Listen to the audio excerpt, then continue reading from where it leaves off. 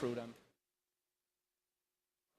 Hello and welcome back to the European Championships 2018 here in Berlin. Matt, we're almost there. 8 contestants left. Yep. From over 1,600 players, we have just 8 remaining. The largest European championship we've ever run, and we're down to just the 8 players. Yeah, I neglected to mention the largest part. And so there's only 2 rounds left. The really, really, really, really important ones that get you to decide the who's World going to the World Championships. Championships. Yes, we're about to send 4 of these guys home. They will be leaving with a nice trophy at very least, but it's not what they're here for. And this match chosen by Jake Quincy, because why not? Yeah. Is going to be Luke Parks versus Marcello Barberi. So you have an absolute titan of a match here for you guys. Yeah, so we've been doing lots of statistics over the weekend, but this is possibly the most amazing set that this is God tier. God tier level Yu-Gi-Oh! We've seen a lot of A tier players over the course of this weekend getting 70% win rates. This is Both A+. of these guys or S. have an over 80% win rate. I cannot believe. Like in the stratosphere, when you consider the level of player that we've had on at around 17, you're like, yeah, I can see why these guys are like, I see them all the time winning stuff. And then you've got these 2 guys that are sitting on like 80 plus. Yeah. For every 5 people these guys duel, only one of them has the chance of winning. That's just crazy. And that's not even how that works. Well, in theory, but it's like you sit down and you go, maybe just everybody who meets them only has 20%. Yeah. And it never comes up because that rate wouldn't be that high. Well, it would be, exactly. That's the point of statistics. There we go. We just learned a bit of math. Anyway, so yes, we have a lot of tournaments for both of these guys. They have both over like 15 tournaments. No, Marcello a bit less, but still 81% is still nearly good. 82. Yeah, nearly 82 actually. Luke, how's Luke Parks doing? Luke Parks is on 80.3, so they're both very, very close. 2% in favor of Marcello. They're playing a mirror match, so we know that that's already 50-50. 50-50 over the course of this weekend. And the main difference between these decks is not so much the main deck, it's actually in the side decks. I'm sure Tom will go over that with you guys a little bit later, but it'd be interesting to see how that impacts this match. Yeah. I just want to reiterate how much of a titan Luke Parks has been in the regional circuit this season. But again, we have to go over the fact that Marcello, last season at the going to the World Championships, his road was a 17-0. Anyone who stood in his way just got knocked down. Yeah. That was just it. 100% win rate over the course of 17 games is just unheard of. Most people will at least lose a game in Swiss somewhere, but no. He was XO going into the top cut and then went all the way to win the whole thing. And then finished 3rd at World Championships with the field that we had last year. It was incredible. Yeah. I don't feel like there's much more for us to say. Oh yeah, we're just teasing the main event here. So let's just take you over to Thomas Rose and Oliver Gurman are on the floor commentary team. They're not on the floor, they're on the desk. And they're going to be walking you through the play-by-play for this sure to be excellent match. Take it away, guys.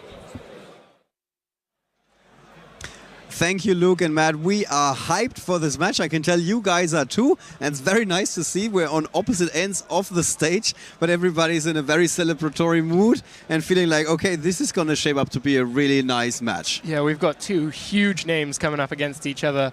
Luke Parks has been doing so well this season, and obviously everyone knows Marcello. Oh yeah, absolutely destroying our competition last year. We should point out that we did feature Marcello before in our round 1 feature match. That was the first feature match yesterday, because we always go with that cheap strategy of featuring last year's winner in the first match. He did lose that match. He said didn't feel that comfortable in the new feature match area because it's open, everybody can see what's happening. Didn't help. And in the end, he was dealt a loss. And then we saw him again way later. That was prior to the top 64 where we interviewed him. He was on 55th place, something like that, 57th. Yeah, he finished the Swiss portion of the tournament with 8 wins, 2 losses, and one draw. In the last round was the draw. And interestingly enough, he moved up in the rankings with the draw, because I expected him to move down with the draw. That's why I said it could not be enough when he was like 57th or something, but he moved up in the rankings with that draw, interestingly enough. So sometimes tournaments shape up in a different way than you expect. Let's take a look at how the top 8 shaped up. This is our bracket at the moment. So in the top left corner, you can see this is our feature match for the round, Luke Parks versus Marcello Barberi. Matt and Luke talked a lot about those two guys, so we're going to save that for the time being. Lower left corner, Nicolas Meyer from Germany with Sky Striker Trickstar going up against Jake Quincy. And now that I read that, I think Nicolas Meyer was in the top cut a few times before. Not 100% sure, but somewhat certain. Nicolas Meyer here, the last German representative in this top cut after so many of them made it through to the top 64. That's true, yeah. I tried to overread that on purpose. Then we have the top right corner with Alessandro Garanzini with Sky Striker Trickstar McKnight going up against Robin Bachofner from Switzerland, one of the players that did a lot of playtesting together with, who was it? Was it Lorenzo Roma? No, it wasn't Lorenzo. But he did a lot of playtesting with one of the other players that was extremely successful this weekend. The name eludes me just now. And in the lower right corner, big upset there because Francesco Simoncelli from Italy with his Sky Striker Trickster deck kicked out Joshua Schmidt, and he's now going up against Statis Vastardis from Greece, who's playing Sky Striker without anything else. There's some interesting breakdown of the decks that we see going into here. There are 4 Gouki decks and 3 Sky Striker, a total of 4 different Sky Striker variants. Yes. Most of the Gouki decks sat on the left-hand side of the bracket with only one of the Sky Striker variants, and then the other right-hand side, obviously, with 3 Sky Striker variants and just 1 Gouki. So we could still see either a mirror match or perhaps the Gouki clashing with the Sky Striker deck for our final. Right. With that, guys, I think that the stage has been set. This is going to be a super exciting match. Let's take you over to the feature match table, and then it's going to be time to duel for Marcello Barberi and Luke Parks. All right, we see Marcello on the left. Somewhat familiar position for him, because that's where he sat earlier, yesterday. And Luke on the right. And it's a Gouki mirror match. One of the most important things is who goes first. Yeah, I don't know if the players have already conducted the die roll off camera or if we're about to see that, but it will make a very big difference to how the duel plays out. The die roll and the presence or absence of hand traps in the player playing second's hand. Right. We see Marcello has no hand traps. Parks also with no hand traps. Who gets to play first? It's Luke Parks who's won the die roll. Yeah, that's going to be clutch here. Or are we overlooking something we're not? No, there's no interaction here for Marcello. He just has to sit and wait. So it's a bit of a question, how fast can he assemble that combo? The current record holder is Christopher Nielsen from Denmark, who did the entire combo, building that magical U on the field in just 5 minutes. Speaking of Christopher Nielsen, he came very, very close, as is often the case. But he got knocked out. Maybe I can find out who knocked him out. And actually, we just said that. We said Christopher Nielsen very often in the top cut, but unfortunately not even in the top 8. He got kicked out right in the top 64 by Bryce Dodella from France with Sky Striker Trickstar. It's probably Dodelaire, I'm not sure. French duelist. So, how, on a scale from 1 to 10, how excited is Luke Parks? He looks very nervous. At this point, he knows that he's not facing into an Ash Blossom. He knows that he's not facing into a Drollen Lockbird. He's just waiting to see if there is a main-decked Ghost Ogre and Snow Rabbit waiting for that first Firewall activation. I think we might see him loosen up a bit if he's able to get through that point without that Ghost Ogre coming down. And thereafter, he knows that the rest of his combo will resolve. Right. And it is as much of a mental struggle as it is like an actual struggle with the cards. Going up against Marcello Barberi, we said it, is not something that people take lightly. They don't enjoy that very often. Because more often than not, 4 out of 5 guys are not going to be coming out winning. Yeah, this is all a very standard combo for Parks at this point. So unlike a lot of the games we saw previously where players are having to make up their plays as they go, this is just Luke going through the motions. He knows what to do here. This is the one bit of the combo that he might have some fear in him about. He'll activate the Chainlink 1 Mermaid and the Chainlink 2 Firewall, and there was no response. So now he's just going to finish off resolving that full extra link board. And are we going to see Marcello like shuffling up his cards at some point, or do you think he's going to wait for the whole thing to go through? With Luke continuing to play at a sensible pace here, I don't think Marcello will feel the need to shuffle up. There's plenty of time left on the round. He'll give Luke the opportunity to make a mistake. If he was worried about running out of time, he might choose to just concede at this point, but there's no need. The match isn't likely to take a full 40 minutes, so he's got nothing to lose really at this point by just watching and waiting. All right. Maybe you can see some interesting choices for the deck, which is something that we could also be trying to do. But generally speaking, Marcello is playing the straightforward version of the Gouki deck with like almost no surprises though. Maybe some of the spell cards. I haven't seen 1-for-1 being played in Gouki so far. 1-for-1 is not always a popular choice for the Gouki deck list. It's naturally a deck that's fairly good at playing through Ash Blossom and Joyous Spring, but 1-for-1 can build in an element that does lose to that card if you're forced to rely on it. Right. And other than that, anything else that stands out to you? Marcello also opts for Living Fossil as his secondary equip spell. Both lists seem very, very similar, with the instant fusions in the main deck, no trap cards. There's a Tarot Top for Luke Parks that we don't get to see on Marcello's side. Using the both players here have the Tarot Top and the Tackle right. board. Yeah, both players with Neospace and Aquadolphin. Both players with 2 copies of Marauding Captain. The lists are almost a carbon copy in the main deck. Yeah. In the side deck, both players have 3 copies of Ghost Ogre. Both players have 3 copies of Twin Twisters. There is some difference, though, with Luke Parks playing Red Reboot, Gadala, and Ghost Reaper, whereas Marcello has no Ghost Reapers, instead playing Infinite Impermanence, Hey Trunade, and an Artifact package. All right. So this first game is virtually over.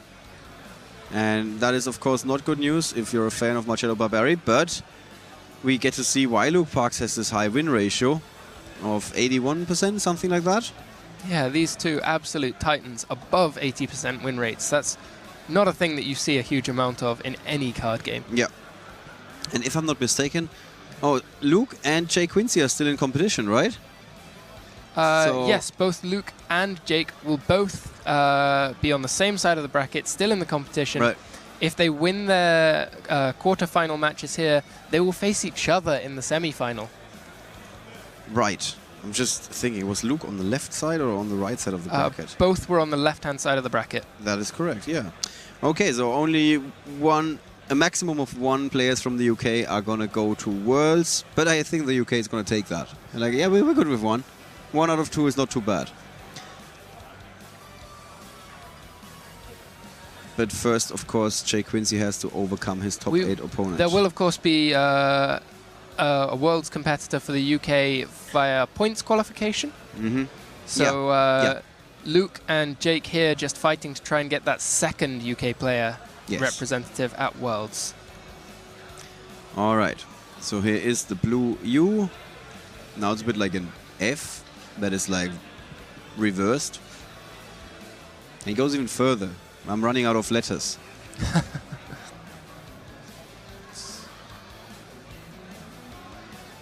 And Marcello draws for his turn. I don't think Marcello has really anything that he can play here.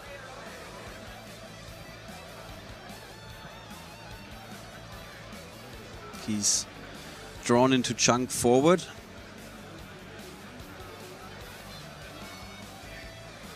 A second chunk forward to make that a bit more clear, because he had one already. Only a board clear like an evenly match. No, even an evenly match does nothing here. A Dark Hole or a Regeki gets negated by the Trigate Wizard. Yeah. Marcello sees that there's nothing to play and no point trying. So that concludes our first duel between the two of the most successful European players in terms of win ratio. In terms of Marcello also titles, he's got quite a nice collection. I'm not sure, did Luke Parks win anything internationally? And I don't mean to sound condescending here, it's just like actual question for information here. I know that Luke's certainly seen a lot of success at international events, but not necessarily wins. Right, and here we see some... There's one question. Why didn't he link Firewall and Taketomborg into Cerberus to be absolutely safe? Perhaps there's no real good explanation for why he didn't put the Cerberus at. I think we saw a Cerberus being used earlier in the combo, and perhaps he only has access to one in the extra deck. Yeah, both players playing only a single copy of Knightmare Cerberus in their extra deck. All right. So what's going to move into the main deck for these guys? Is Marcello just going to stick with the deck he has now that he's going first, or do you think he's going to side in some cards? Marcello being able to play first, I expect that we'll see the Artifact Sanctums and his one copy of Artifact Scythe moving into the main deck. With Parks playing second, the Ghost Ogres and the Ghost Reapers will both be joining the lineup. All right. And how do you make space for those 6 cards in Luke's case? In Luke's case, he might choose to take out cards like Teratop and Taketomborg, typically best playing first into an open board. That's 2 cards. Yes, Called by the Grave may also be a card that he chooses to side out. That's strongest when you're playing first and you need to beat hand traps. Okay. But for Marcello, I think we're just going to be looking at the artifacts. And what he would side out for those, perhaps he might decide that he doesn't need so many hand traps in the main deck if he's playing first. Okay. We've just had some changes to the deck lists. Not that the players decided to change something. It's just that we forgot a card while typing up the deck list. Now we got everything. How many side deck cards does Luke run is a question here. It's 15. Both players have the full 15 side and extra deck cards. And that's a question not coming from the chat, I know, because nobody would be asking that in the chat. That is from our feature match table judge, because apparently they might have counted the cards now during the side decking and came up with 14. But seems like, judging from the expression on the judge's face, that was a miscount on his part, and maybe you could make it out when you looked closely at Luke Parks' face. He just looked like, and then, whew. And now he's feeling comfortable again. Somewhat comfortable. I hope that they haven't thrown the players too much off guard. It's a little adrenaline rush. This is what gets you going for such an important match. Just don't break the confidence. No. Luke Parks is looking at the audience. Some of his friends are like waving at him like, come on, you got this. And he tries to calm them down and be like, yeah, let's see. It's a bit too early to tell. Wait until we see the opening hands. Yeah. All right.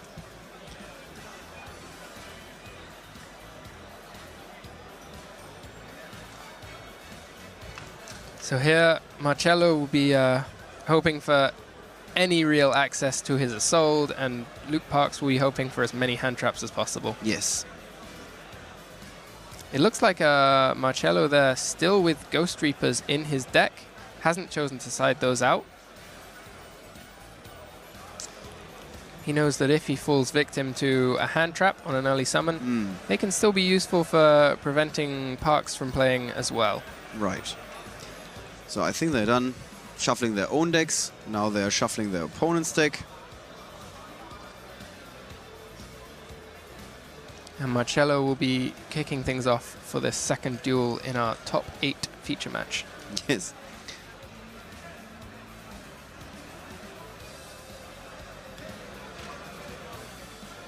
Oof.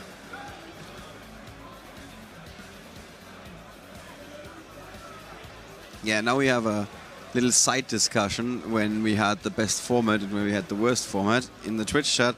We're not going to chime in here. We're going to try and focus on the match, guys. We see the opening hand for Luke Parks and talk about hand traps. Parks has 3 different hand traps.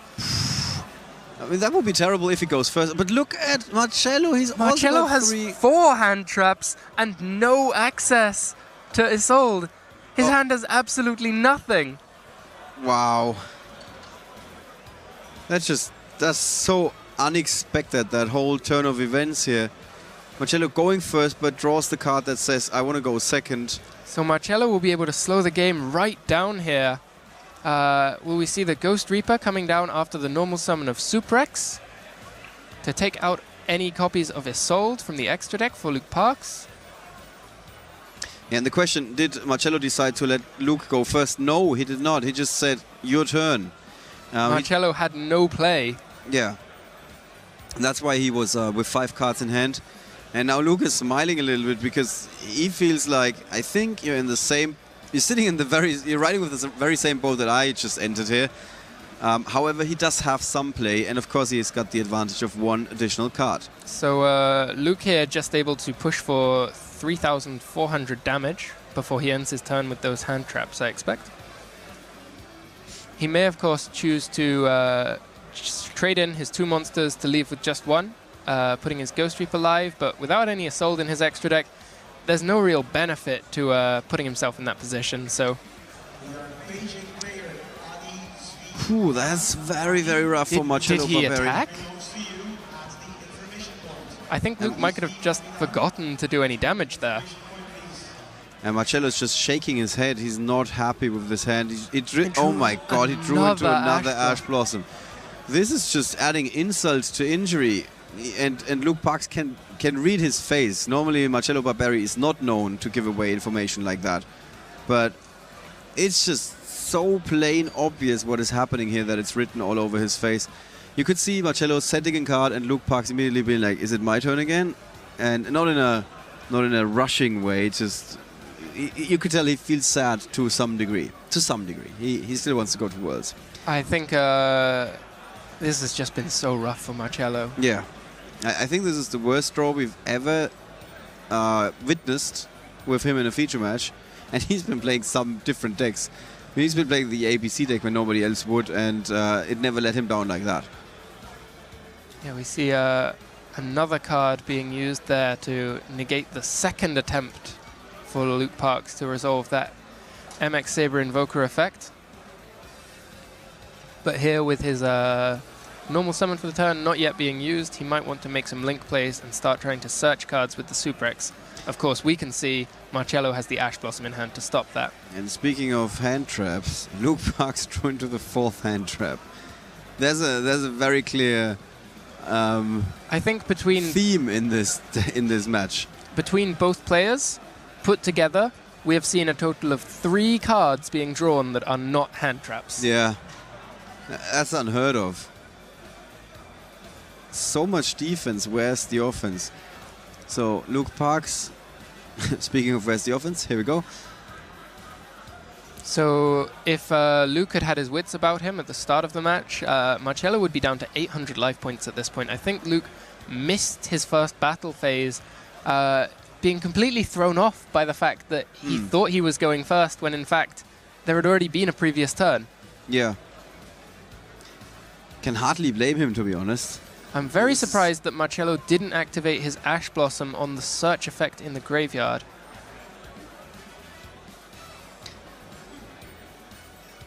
Yeah, there might be a strategy there, but here's another hand trap. Uses it now. I think that was perhaps a small mistake from Marcello, but I don't think it's going to make any difference at this point. Right, so Gouki Suprex. Although having said that, if Marcello had negated the first Gouki search, his normal summon Suprex would have been bigger than the Underclock Taker left on field for Parks. So what's it? When it's sitting there, it's not doing much, right? You don't want to have it sitting there, generally speaking.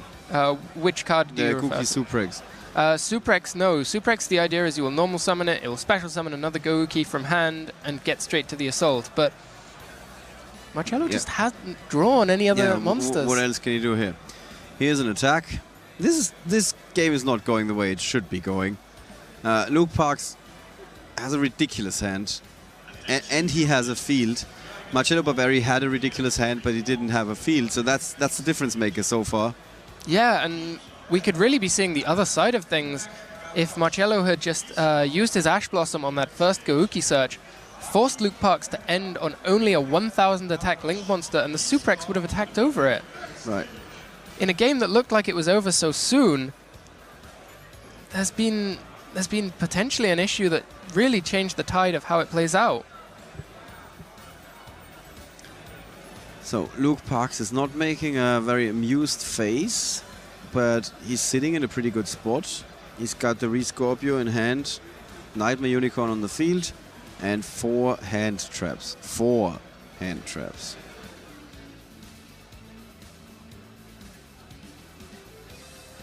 So he tribute summons away that Knightmare Unicorn for the Re-Scorpio. Marcello is checking the graveyard again. And all of that is fine, and it's back to Marcello, who did draw a spell or trap card called by the grave. Yeah, that would have been nicer a little bit earlier. The 2 Re-Scorpios will trade into each other, both trigger their searches in the damage step, so no Ash Blossoms can come down here.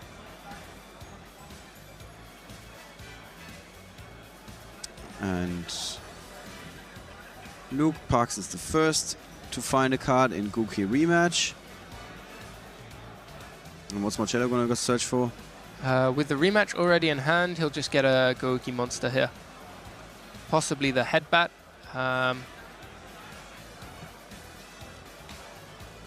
He's already used his normal summon for the turn.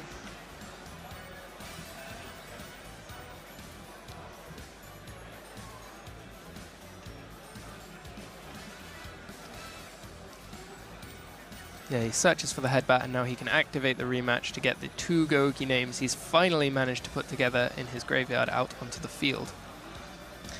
And now he's got some action. For the first time in this match, not in this duel, in this match, Marcello Barberi has any action. That must feel really, really bad for him. But better late than never. Parks is going to follow this up by activating that Droll and Lockbird in his hand to prevent any further searches.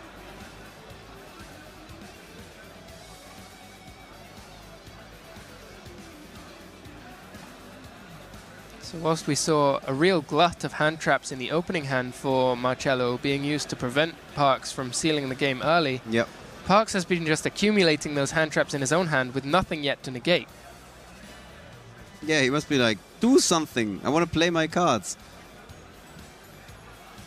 No, like, if Marcello can fight through this, it's going to be a big proof of morale on his part.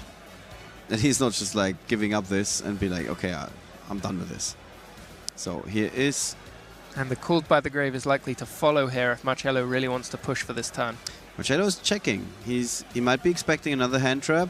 Even a second copy of Droll and Lockbird, if he chains the Called by the Grave, would be devastating. Yeah. So he's really thinking about this. Is there a better option for Called by the Grave?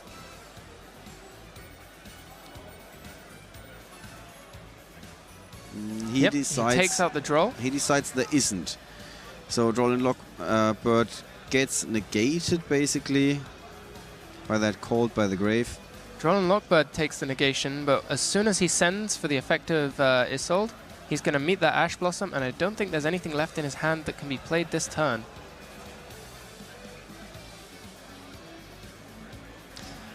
Oof, that hurts so much. That must be so tough for Marcello Barberi.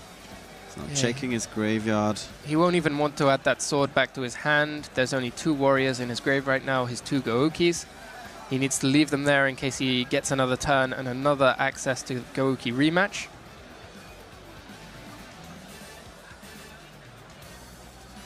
Luke at this point already has his rematch in hand with 2 different Goukis in grave, so he can start his turn making plays.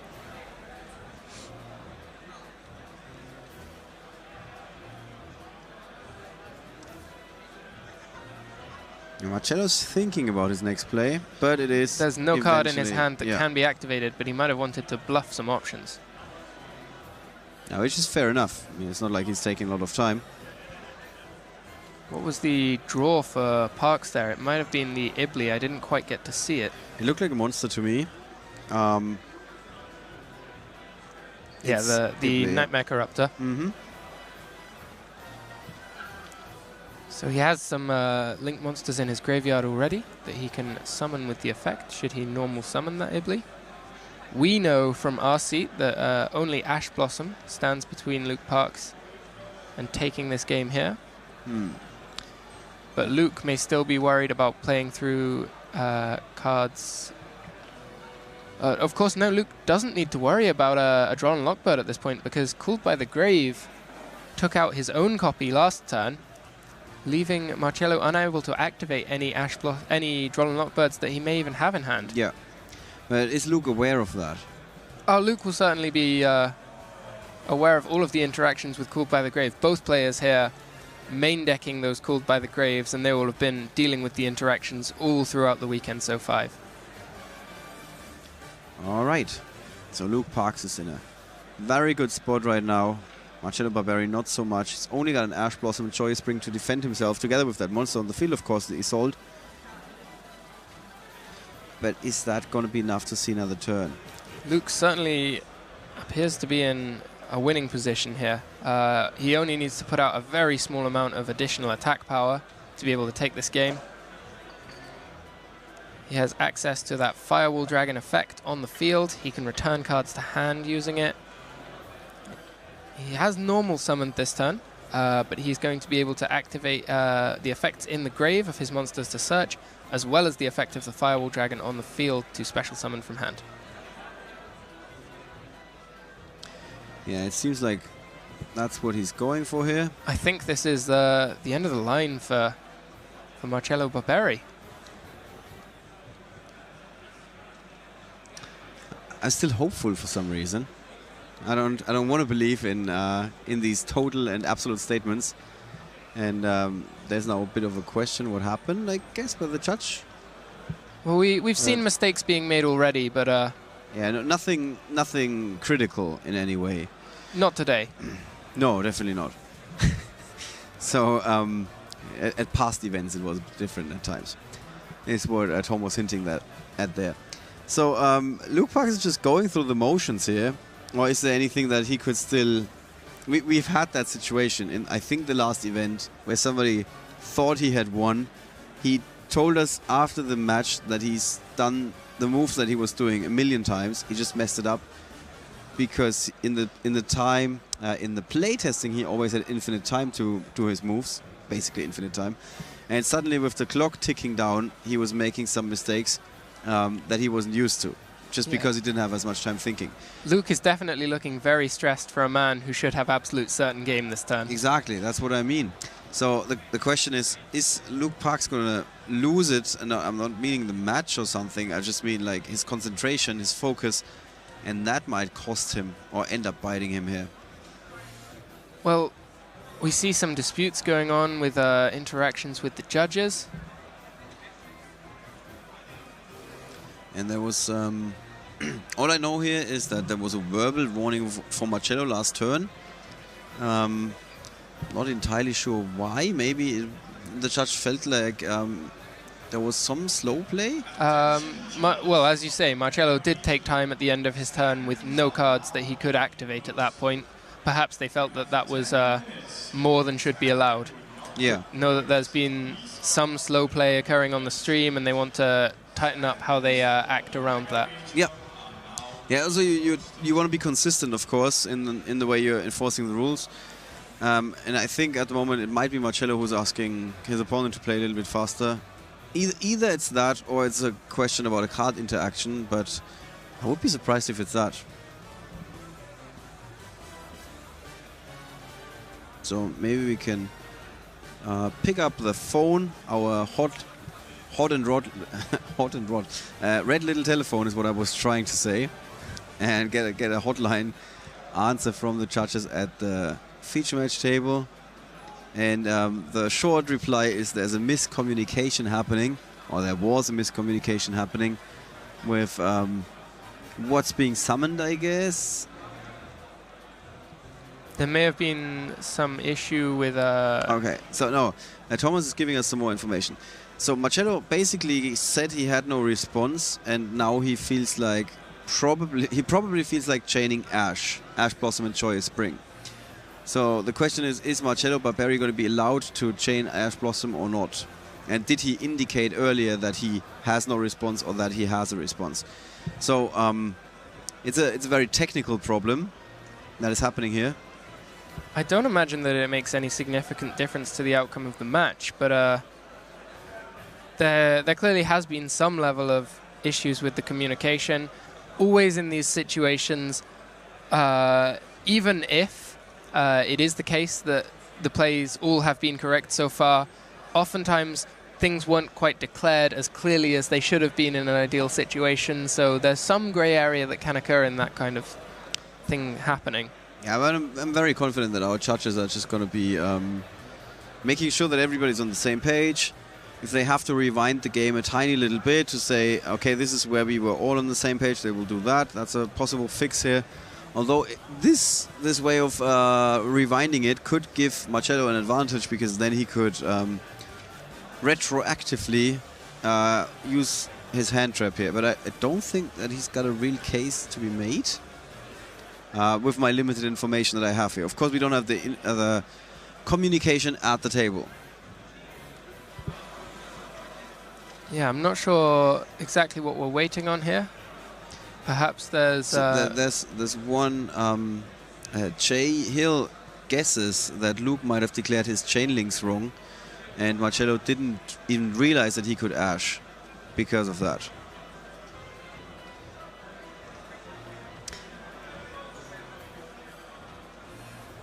Yeah, we're gonna resolve this, guys. Don't worry about it. This is somewhat standard in high-level play. I'm not saying that something like this happens all the time, but if there's a miscommunication between the players, the judges are known to find ways to solve those problems. And I think that Toyn is just giving a ruling right now. He's explaining what his ruling is. Marcello doesn't seem to like it very much. I think regardless of the outcome of this ruling for Marcello, even if we were to rewind and see that Ash Blossom activated to prevent the search, Luke would still be able to just normal summon whichever Gouki monster he still has, form a co-link under the firewall. I don't think he's used the Trigate Wizard in his extra deck yet. Trigate, co-link to a firewall, firewall effect, return the assault to his Marcello's extra deck, and that's 5,000 damage on the board. I don't see any situation where Luke doesn't finish this game off this very turn, however they end up ruling this. Okay.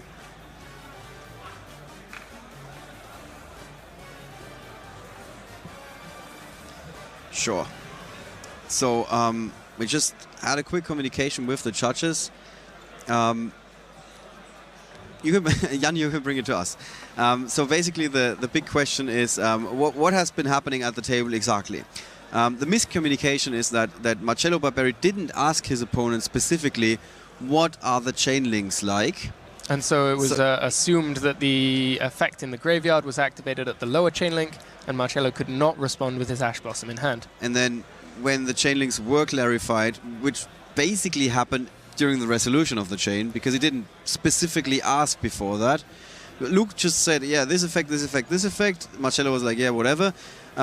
Resolution starts, and then suddenly Marcello is realizing, wait a second, I could Ash here. And that's when Marcello obviously wanted to change his mind and chain Ash Blossom, apparently. And so now he wants to do that, but we're in the resolution of a chain, which means you're no longer allowed to chain to it. So that is the miscommunication that happened at the table. The judge's initial ruling on the table was that both players agreed to the chain is going to be resolved. And Marcello did not feel or did not indicate that he wants to chain anything at all. And so the judge ruled that he cannot suddenly change his mind. This is maybe a poor way of wording it. It's not changing his mind, but he lost the opportunity to chain the Ash Blossom. He would have had to do that in the build-up of the chain, in the construction of the chain. And yeah, and the judge just explained it again to us that Marcello basically said it was all right. Something like, yes, fine, or all right, or yes, go for resolving the chain. So regardless of that, you said it's very unlikely that it's going to make a difference in the grand scheme of things. From a spectator's point of view, it's quite frustrating here because having the full information of the cards in the hand, we can see that Luke's is still in a position to win this turn regardless of how this is ruled. Which is, of course, not what Marcello knows. Marcello is holding onto that straw right now, hanging by a thread, and he's like, I might still somehow win this. There was another event where he had lost in the top 8 or top 16 or something.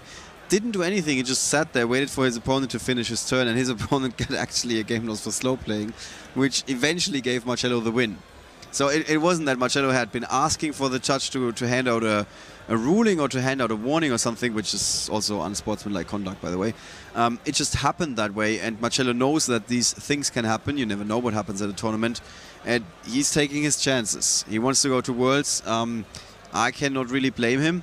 It's the right of a player to appeal to the head judge if he's not happy with a ruling that a judge has given him, and this is what is happening right now.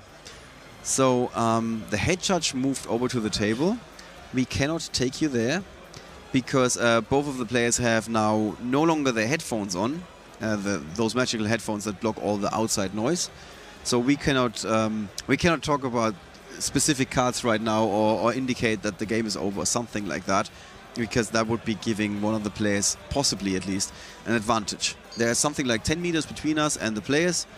There's a very good chance that they're not listening to anything else but the head judge right now, but we cannot risk it. Yes, so we just need to wait until the head judge has finished off his intervention here, and then we'll be able to continue with the match as we were with whatever ruling is applied by the head judge. Yeah, so both players are currently gesturing. They are trying to indicate both with their hands and with their words what went down. Luke Parks is basically explaining, I built this chain. Just made a move like this, which is like, yeah, my opponent just said, yeah, fine. So you can actually kind of tell what they are trying to convey here. And Marcello, of course, is like the opposite. He's like, no, wait. This is the magical move here. I now want to change something, but I didn't realize we were in the resolution of the chain. Have we had an opportunity to look over the stats for the top 8 before this match? No, not really. I'm not sure if you guys are terribly interested in this, to be honest. Don't mean to sound so mean here. We can look at the country breakdown at the start of the top 64. While this is still going down, you're not going to miss anything, guys. Let's try and bring up the country breakdown on the screen. This is how we went into the top 64, which is surprising considering that Germany sent 600 players and Italy 150 players. And then we had a bit of an up and down, a roller coaster ride, with suddenly Germany taking the crown again during the top 32. So many of Italy's players falling from the top 64 to the top 32, but then they seem to stabilize as we continue through the rounds. Yeah, and just when it seemed like Greece was about to win this with 6 players in the top 32, we only got 1 Greek player remaining in the top 16, and now in the top 8 we have a very diverse field, well, somewhat diverse field. Italy suddenly back on top. It's a roller coaster ride of the nations here in the European Championship. I think we can go back to the table because the head judge has just left the table. Excellent. So we do have a ruling. We're not 100% sure what the ruling is. Actually, we can see what the ruling is. I think Marcello has seen enough. Marcello has seen enough. Yeah, I was about to say. He just took off the headset because that was his way of indicating that this game is over for me, I'm afraid. And now we do have our winner advancing to the semi-finals in Luke Parks from the UK. And commiserations to Marcello losing to such a dreadful opening hand there. Yes, it certainly wasn't his nicest feature match from his perspective. His deck really let him down there. We had some players say, well, if you play with 1/4 of your deck as a hand trap, it can happen that you draw into all of them at the same time. And that is just what happened here. So we have our first semi-finalist. Luke Parks is only 1 more win away from punching that ticket to Japan, where he's going to be playing in the World Championship, maybe playing in the World Championship. We can quickly look at the bracket for the top 8 players for you guys. In the upper left corner, we know that Luke Parks is just advanced. In the lower left corner, it is Nicolas Meyer. Quincy and Nicolas Meyer. So if Jake Quincy is able to win that match, we might see a UK face-off in the semi-final. Yes. And on the other side of the bracket, there is a potential chance for an Italian face-off with Robin Bachofner going up against Alessandro Garanzini and Francesco Simoncelli going up against Statis Vastardis. All right, guys, that is how the tournament is shaping up. We have our first top 4 competitor, first semi-finalist. Let's hear it from Luke and Matt over at the analyst's desk.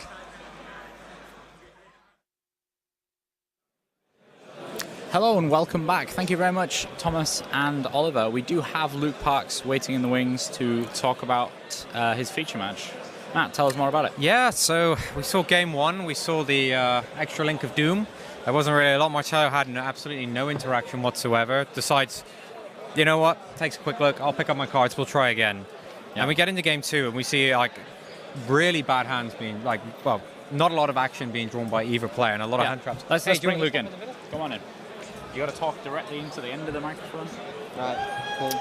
There's Luke Parks. So you're famous.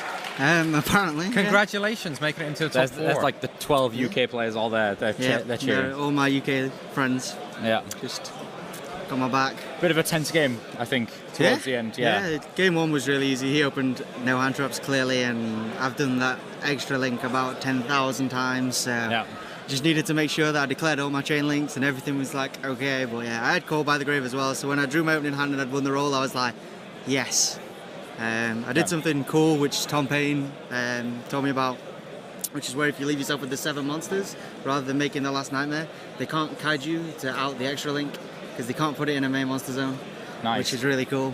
I don't know if you played kaijus, but it was worth. Just in case, why take the risk, right? Worth mentioning, definitely. It's pretty cool, but yeah, it was good. Just got to win 1 more.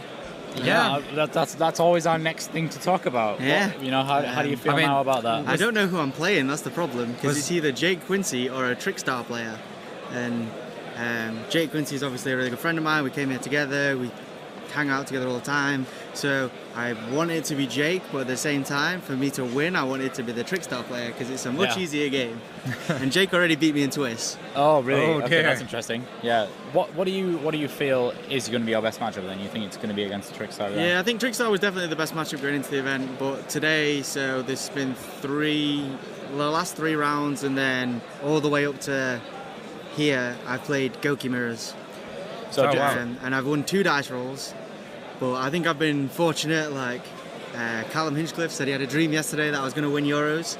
So I'm hoping he had deja vu and it wasn't just a dream, you know. It's coming on, lads. It's coming on. Is that what's going on? Yeah, I mean, I don't care if we win the World Cup as long as I win Euros. You can like both things. It's fine. Yeah, I mean, if I can take both, I'll take both. But if I'm picking one... You're picking Euros. Well, so what I was going to tell you was you said about the matchup. So what we've got right here is the statistics of the entire of the tournament so far. So every game played between every other match apart from mirrors? Yeah, so the Gouki deck against all the Trickstar Sky Striker decks are all here. So the pure version, 53%, the Trickstar, 59%, and the 57% for the Mech Knight version. Okay. That's all for Gouki. That's not as good as I thought it would be. Oh, no, that's very good. Is it? Yes. All right.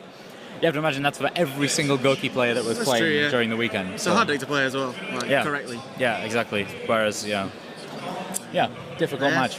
Do you think it's going to be a little weird that if you do face Jake, that we're kind of guaranteed 2 spots at the World Championships, being from the UK? No, I think in the recent years, the UK have got really good. We didn't used to have many big players, but JY started doing really well. Went to Worlds last year. Darren this year. And we've all become a lot more open. We all test together. We all play together. And we all go to regionals together. Yep. So the regional points things definitely help the UK enormously. We've all got a lot better. I think the UK are a lot better than they used to be. I think we had at least 5 people in the top 64, which is I think it was more than that. Unheard of. Normally it's just Jake. Normally it's just Jake. It's good to hear you say what you just said. I had a conversation with JY actually just this very morning, which seems oh so long ago at this point, about how the UK community had developed, over the past few years. And I feel like we were always going to struggle because the UK community never had... Luke, you're not supposed to have a horse in this race. I know, yeah. You're neutral. The UK community never had a lot of communication, whereas the Italians, Germans, not so much the French players, but they had a lot of solidarity, and I feel like... A few years ago... that's changed for the UK. Yeah, a few years ago at YCS Prague, the second one, I lost the last round to an Italian guy who was playing this Monarch deck, and he was like, yeah, me and 34 of my friends are playing it, and I was like, there's not 34 people in England that I test with. Yeah. I was like, but when you put that many minds together, they're going to come up with like a better deck. Yeah, exactly. So, yeah. It just sucks when you play each other. Well, but it's going to happen eventually. Was Marcello the player you were fearing the most to play in the top cut? Do you think it's going to be smooth sailing now, or is there another player that you're like everyone who's in the top this far into the stage is going to be a struggle. Like there's no easy wins.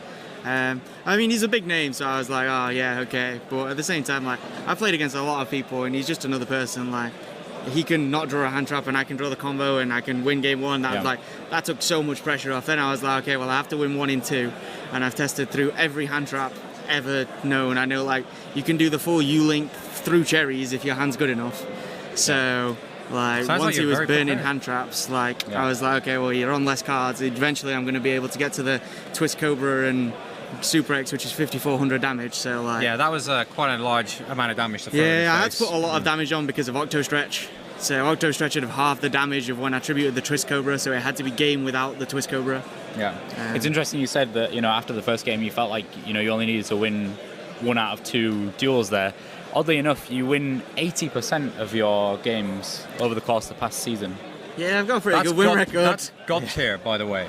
There's like maybe 3 people I've seen with over 80%. Yeah, I think right now we're calling anything over 80% is what we're considering pretty much God tier, and 70 plus is... 70 gets you the worlds, 80 is insane. Absolutely insane. Yeah, exactly. So, congratulations on that. Yeah, I play a lot. I love the game. It's great. Yeah. Well, the next match that you're going to face is going to be one of the most important you've ever had. So. Yep, I can't wait. That's the kind of face that tells me that you're not looking forward to it. Yeah, I don't know. I've got my friends behind me. That's all I can ask. You've got this. Yeah. All right. Well, best of luck to Luke Parks for his next match. It's going to be a very important one, and we're going to be right back with even more coverage from the European Championships 2018. See you guys soon.